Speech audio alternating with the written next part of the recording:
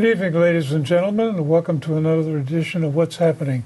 I'm George Binns, and I'm here with my co-host, Elliot Margolis, and we have as a return engagement the Rev Myozen Jone Amaral. Welcome back. Thank you very much.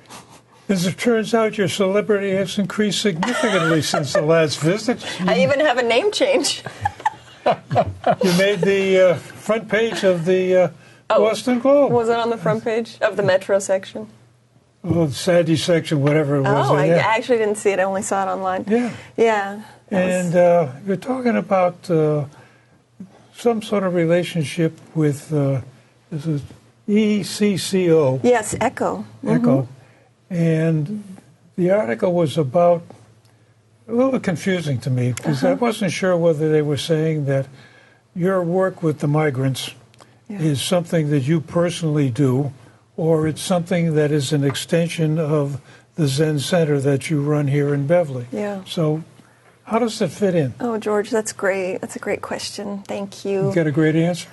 Well, we'll see. I mean, I think I have an authentic response. Okay. Anyway. So it's a personal question for me. You know, first of all, I don't see... I don't even know what to call it. I mean, I guess we could call it the migrant crisis. I guess we could call it human beings who are in great distress right now because of all different kinds of reasons, including the climate crisis. You know, many people who aren't having access to water, severe changes in climate, and crops are being affected, all kinds of things going on. So it's personal for me. Some of my closest friends were born in other countries, and they live here now, and they were asylum seekers. And it's also an extension for me of the practice of meditation. It's a natural extension of the practice of meditation. When I get still and I turn inward and I connect with my own pain, my own woundedness, my own fear,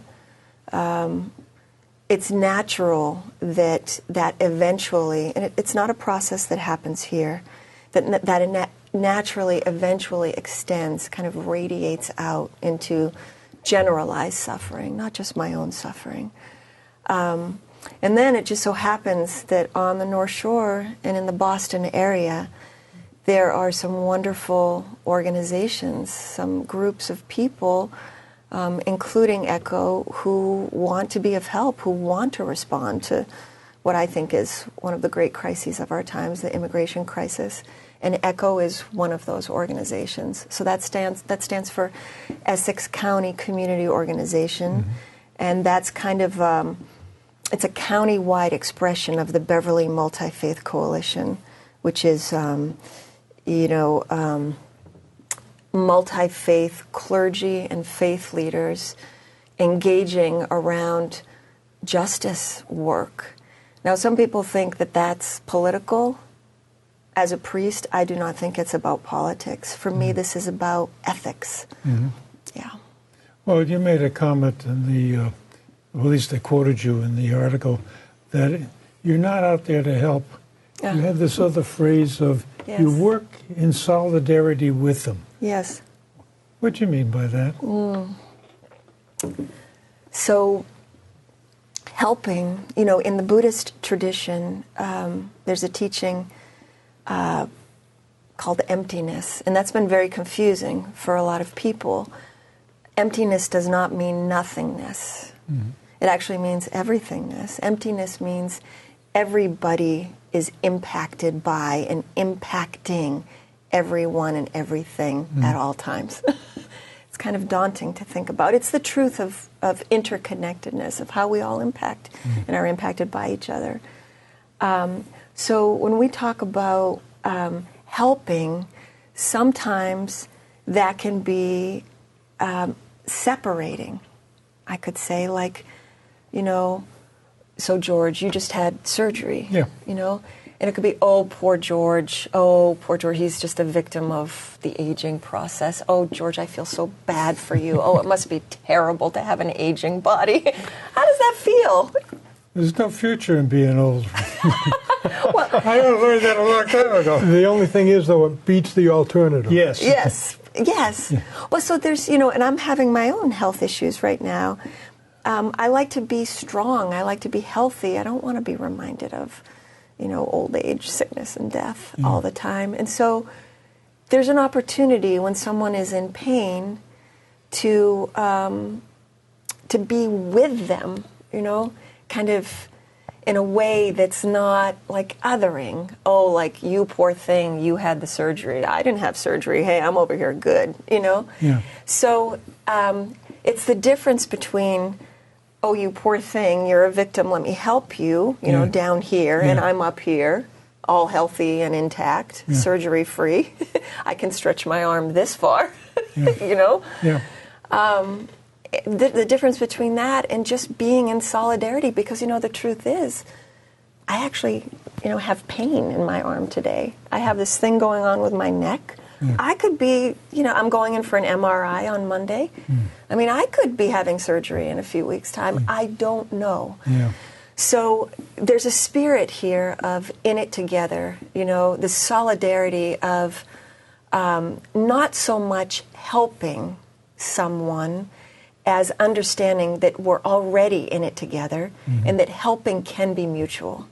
So I said that immigrants, asylum seekers, it sounds so crass to use that kind of language because it just so happens to be that they're my neighbors, they're my friends, that we are all actually one part of the human family. So, at a certain point, all the categories just sort of break down. And I just want to be with people. So the person who wrote that article mentioned Thanksgiving. And that, I was so happy she mentioned that because it was just about coming together. There were a few people who are asylum seekers who came for Thanksgiving dinner with my partner and me. It was a very low-key event. And we just shared a meal together, as human beings. They brought food. We cooked food. It was equal. I'll say that there's one of my good friends who is Muslim, who lives in Beverly, who had to escape the country that she and her family were living in because of political reasons. And they came here through an organization who's been very helpful to them. But I'm going to get into some subtle realms here. One of the things we do for people in distress is we offer food and clothing and things like that. Well, this is a woman who I think is beautiful, and she, in her life, before she was a refugee, they had a nanny for their child. They went out dancing, They had like a life like you and I have. And then because of circumstances beyond their control, all of a sudden they're refugees. So they come to Beverly. And so this organization who is helping them to stabilize has provided some clothing. And one of the workers, whenever she sees my friend, sort of looks her up and down and says, "Oh, did you get new boots?" And this makes my friend feel it feels strange to her. She feels sort of like maybe she doesn't deserve to have new boots or, So this is really subtle stuff. When she shared this with me, it was very helpful because I could do that too without realizing it. It's like we naturally, I feel it's very easy to go into a place of being stuck in refugee and person who wants to help. That's okay kind of at the beginning, but eventually you just want to find a way back to just being people together. You're getting down, I think, to one of the fundamental problems that if you want to be a refugee, asylum seeker, whatever, and you get into this country, part of the game is you've got to adapt, assimilate to this culture. And I think one of the concerns that a lot of people have is, you're going to end up with ghettos where people congregate together of the same background for mutual support mostly. Yeah. And they want to keep it that way. And then sort of like it's a two-edged sword. On one hand, they're getting together and they can support each other because they all speak the same language. Yes. They all listen to the same culture. Yes, George. But at the same time, they're isolating themselves from the rest of the country. Yes. Well, it's a really beautiful point. I appreciate this conversation so much. And when I came into this, I don't know where this conversation's going to go. Neither but do I am. I. Yeah, and I love that.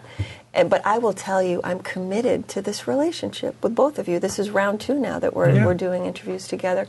We're in relationship, so I have faith that no matter what happens, we're in conversation and we're just exploring together. So to your point, you know, so right now we talk about the spectrum, like the gender spectrum. It's amazing, you know.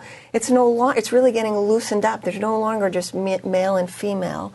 That there are people who are trans. There are people who, you know, identify, maybe they were born female, but they really identify more as male. You know, I see this in religion. There's a spectrum of religion. There are some people who come to the Zen Center. You know, I'm a Buddhist priest. But there are some people, I think I mentioned this last time, who come to the Zen Center who are Jewish, who are Muslim, who are Catholic, Roman Catholic. So that's kind of a spectrum. People don't want to just identify as just this or just that. There's movement here. So around this question of like the ghettos, I feel like movement is the truth. Everything's moving. I think we get into trouble when we get stuck, like when we ghettoize ourselves and each other. Provisionally speaking, when people first arrive, yes, I would imagine it's very comforting to hear, you know, Swahili or to hear Arabic, you know, if that's your language of origin and you haven't learned English yet and you're arriving traumatized, you know, with nothing but the clothes on your back and maybe your child in your arms. To hear your language is very comforting. You know, and then after a while, we see how it happens. We see how it goes. We see what possibilities there might be. And it reminds me that at the Zen Center where I trained in San Francisco, we have a recovery program, you know, meditation and recovery on Monday nights. And we have this at the Zen Center North Shore too. And that's a huge gateway for people to start Zen practice. They come into the Zen Center identified as being in recovery, and they're with like-minded people, you know, other people who are also in recovery, but eventually maybe they can let go of that identity and be just people who come to meditate. But without that Dharma gate, you know, that affinity group, it would have been impossible for them to enter and just be with people. Yeah, because it's the point you've got to start together. Yeah. And then It seems to me like a century ago, which isn't that long ago, when the Irish came into this country, the Jews came into this country, and they all were in these quote-unquote ghettos. My family was in Roxbury, okay, and you've got South Boston with the Irish and everything. And eventually you learn that people are people, and that it doesn't matter. But it takes time, and it seems like what we're doing is just reliving that same thing today. I think so. But the difference that I see is back then, like when my grandfather came over, and people, he didn't speak English, but he learned the language. He didn't get government assistance, he got a job. And a lot of people did that. And today, the government is giving assistance, trying to help people, and letting things stay the way they are instead of asking them to learn the language. And even in our schools, what's happening is you've got kids, Spanish-speaking kids, or take your pick what language, integrated into a classroom, and the teachers have a problem. How do you teach in 2 or 3 or 4 different languages? And we haven't come to grips with how to deal with this situation. Yeah, I appreciate that so much. You know, did I mention last time these 4 kind of tenets at the Zen Center that we're working with right now? Zazen, which is meditation, social justice, self-care, and creativity. For me, these are 4 energies that are so helpful to integrate into life. You know, for me, they point to non-fear. They point to the energy required and the kind of the spacious mind required to tackle these kinds of problems, because you're absolutely right. You know, it can get very overwhelming.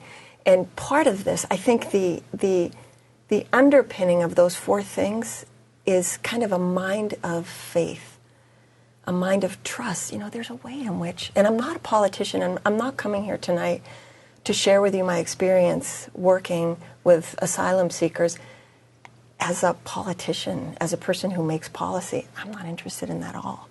Not at all. I mean, I'm a meditator. I'm a meditation teacher. And I'm still looking at how is it that a person who teaches meditation, who's a Zen priest, would be so deeply involved in the immigration justice movement. It's kind of a koan for me, too. Yeah. But it's a natural thing. And so part of it is that I actually have faith that it's all going to be fine. I have faith that with engage, but it's not passive. This faith I'm talking about is not passive at all. I could tell a joke right now that always makes me laugh, and I think we have the time, I hope. Because this is all about religion, and I grew up Catholic, so I can talk about this. I can talk about God. So it's the helicopter joke. Do you know it? Where so the floods are coming, the rains are coming, the water's rising. Yeah. Do you know? Can you tell this better than I can? You know, okay, so the rains are coming, and the guy says to his family, the guy comes with you got to leave your house right now. Yeah. He says, no, I have faith in God. Yeah. Next thing you know, the guys come up on a boat and says, you got to get into the boat and leave now. Yeah. Because the floods are getting deeper. Yeah. And it keeps getting deeper and deeper until the guy is sitting on top of the roof all by himself. Yes. And a helicopter comes by and says, you got to get in the helicopter now, otherwise you're going to get washed away. He says, no, I got faith in God. And next thing you know, he's up at the pearly gates and asks God, well, how come you didn't save me? Well, I sent the guy with the boat and the guy with the truck and the guy with the... And the helicopter. And the helicopter, yeah. So thank you. This is what I'm talking about with faith being active. Like, we're part of faith. Again, it's back to that victim thing. We're not bystanders here. We're not victims of what happens to us.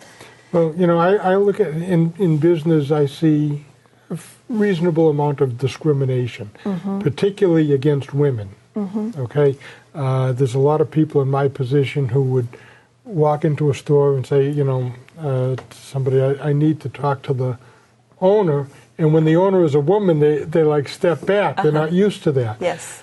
But, you know, it's what I equate it to is like, when I order something online, do I know whether the person that's going to pack it is a male or female, black or white? Yeah. I mean, it doesn't matter as long as the job gets done. Yes. So, Elliot, so this is really important. I feel like, you know, when that happens, because I was at... I was at Kelly Ford the other day, right there on 1A, and it was a beautiful thing. I was with my friend Esther. Hi, Esther. She's in Kenya right now. You know Esther. Esther, we interviewed her when she was running for city council. So she and I went over to Kelly Ford. She's got a Ford, and she needed an oil change or something, and we show up, and there are these 3 big white guys there, a phalanx of white guys.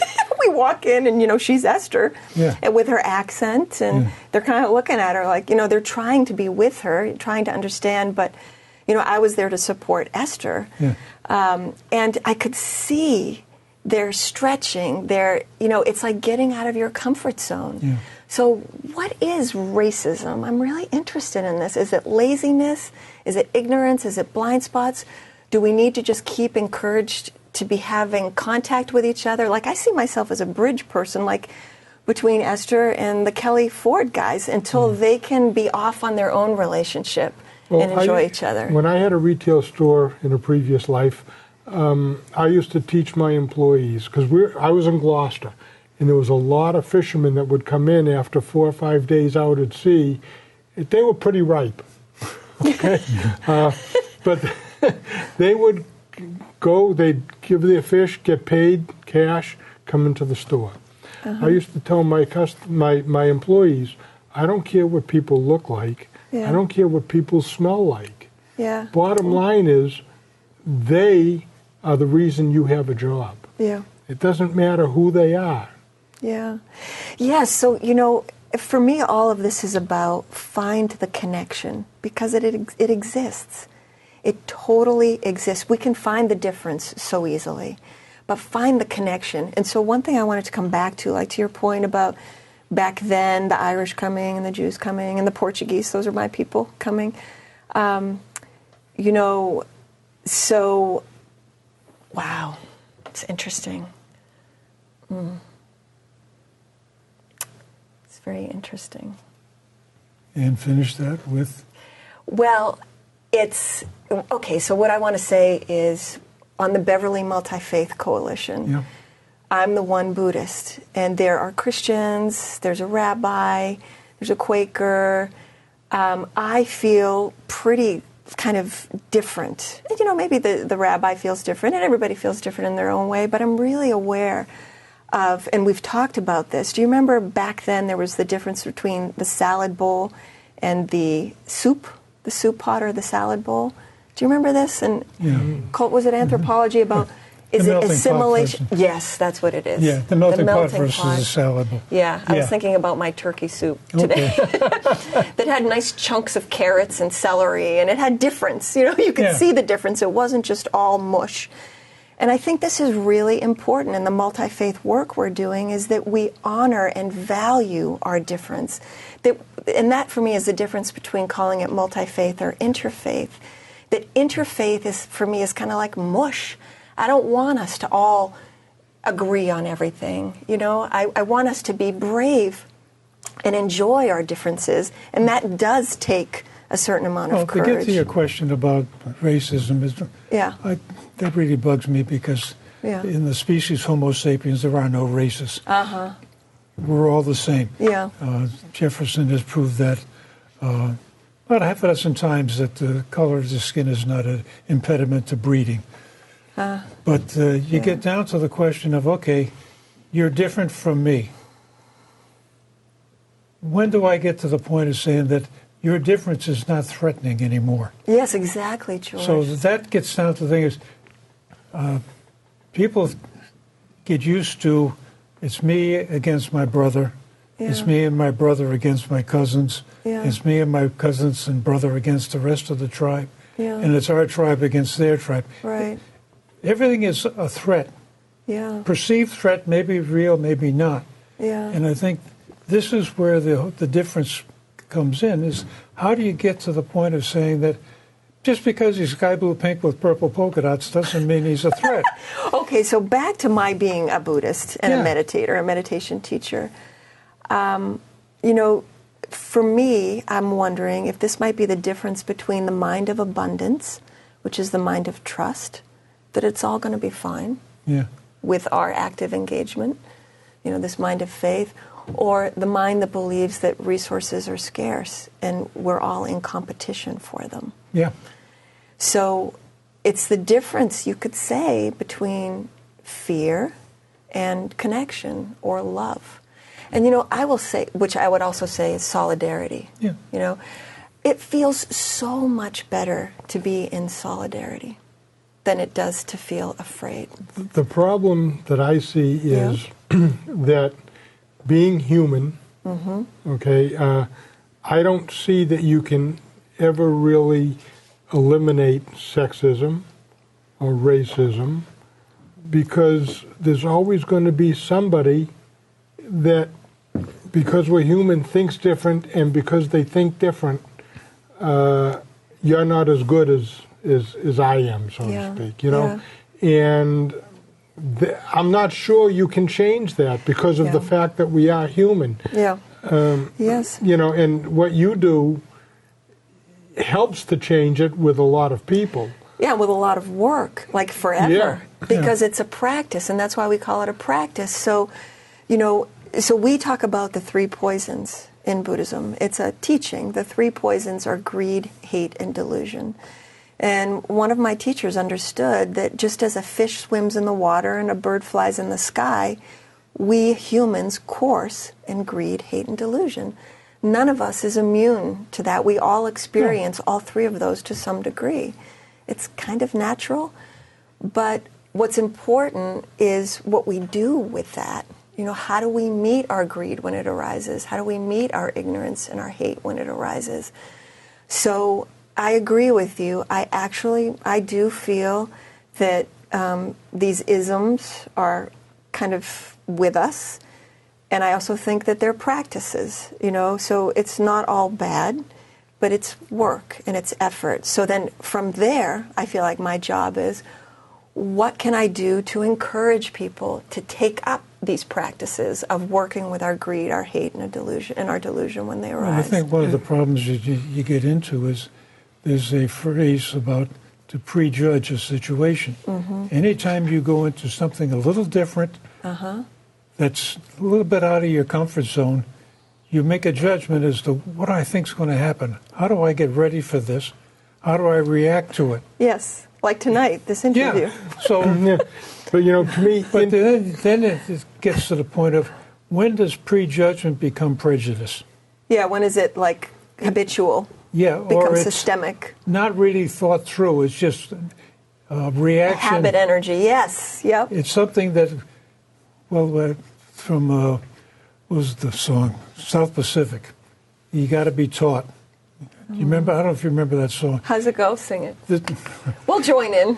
We don't have time for George to sing it. And we don't want to break the cameras either. No. But there's a phrase in there, one of the songs, they're talking about prejudice, and it's, you got to be taught from when you're a very young child. That you're not born prejudiced, that you learn it. It's right. conditioned. It is a learned condition, there's no question. Integration is what helps when people realize that no matter what color you are or no matter what sex you are, we're all people. Yeah. And that's the important thing that people have to learn, because just like George said, you're not born prejudiced. It's taught. Right. Yeah. So you guys, here we are in Beverly. It's a small enough city where we can make things happen. And it's a big enough city where there is diversity. There are a lot of immigrants here. So what are we going to do? What can we do? How can we take this up?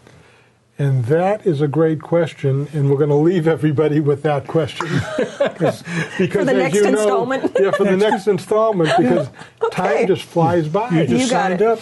All right, you got it. I'm with you. So, but that's a good place to start next time. Yes. Because this is a fascinating conversation. May I just say also, Happy Human Rights Day, which is today. Oh, okay. And I feel like we enacted human rights by just showing up together and, talking through it together. And now we have a next step to take. Yeah. And that gives me a lot of energy and a lot of hope.